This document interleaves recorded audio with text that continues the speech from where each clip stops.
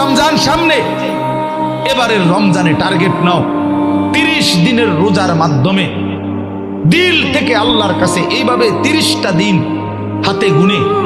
তুমি আল্লাহর সাথে ওয়াদাবদ্ধ হও যে আল্লাহ 30 দিন আমি রোজা রাখবো, এবং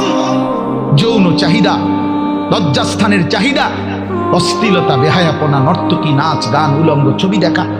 নারীকে নিয়ে চিন্তা ভাবনা, মেয়েকে নিয়ে অশ্লীল চিন্তা ভাবনা, অবৈধ কোনো প্রেম সম্পর্ক, হারাম কোনো রিলেশন,